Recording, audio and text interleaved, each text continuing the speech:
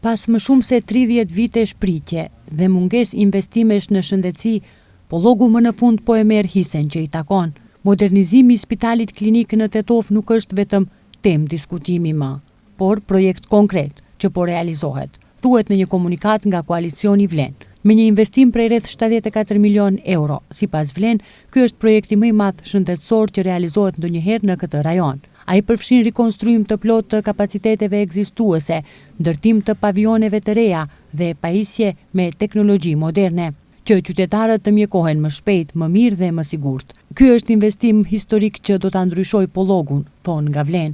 Për vite me radhë, qytetarët janë detyruar të kërkojnë zgjidhje jashtë rajonit, të udhëtojnë drejt Shkupit, të humbin kohë, para dhe energji për shërbime që është dashur t'i kenë më afër shtëpisë. Tani sipas Vlen kjo po ndryshon. Por nga BDI thonë se në buxhetin e këtij viti nuk janë parapar mjete. Deputetja Rina Ajdari në Facebook ka publikuar dokumente që sipas saj janë dëshmi e pakontestueshme e hipokrizisë institucionale.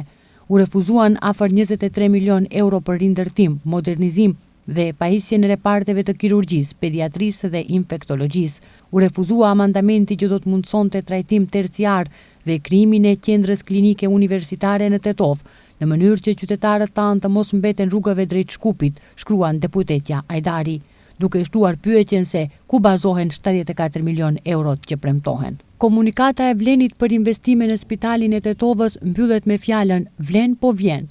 Në një komunikat tjetër, Vlen thotë se një javë na ndan nga unifikimi më i madh shqiptar në vend. Më 9 maj në ditën e Europës, Vlen nuk do të jetë më vetëm bashkim subjektesh. Vlen do të bëhet një forcë vetme me një emër, një drejtim dhe një mision.